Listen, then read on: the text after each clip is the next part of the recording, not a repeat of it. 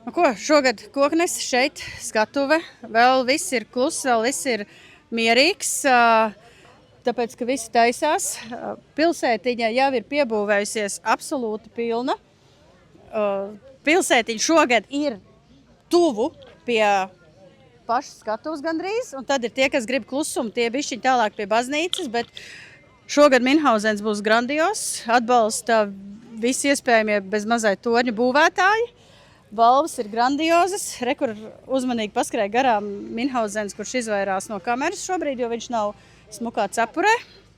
Tā kā jā, tie, kas šodien nav paspējuši, maucam 1. augustā uz Minhauzenu. Nu, tie, kas skatījās video Latvijas mednieku asociācijas un Minhauzena mājaslapā, es stāvēju tur, tad šī te visa pļava, kas ir apkārt, bija absolūti tukša.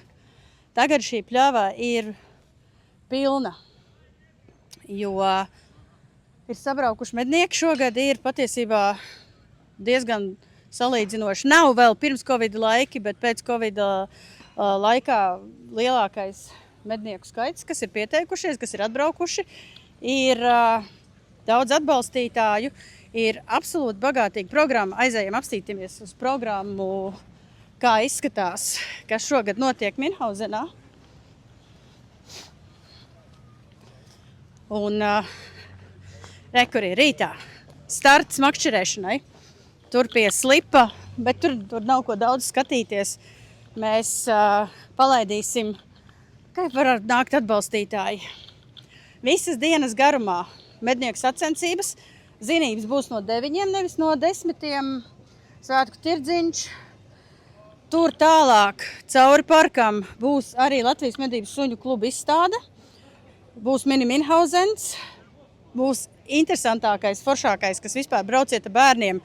Te pie skatuves otrā pusē būs pasākums bērniem no meža līdz galdam. Tur viesturs ar kolēģiem gatavojās. Visas dienas garumā šeit te būs semināri. Viss te notiksies. Tad 4 ir Latvijas stalbriežu piebaurošanas čempionāts. Apbalvošana un abas vakarus ir ballīte. Gan šovakar ir ballīte, gan arī rītā ir ballīte. Tā kā braucat uz šejieni. Vēl dalībnieki brauc, sākās jau kustība.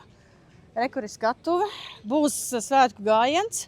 No tā turienes būs arī visādi kadri, tā kā braucat šurp un būs baigi forši.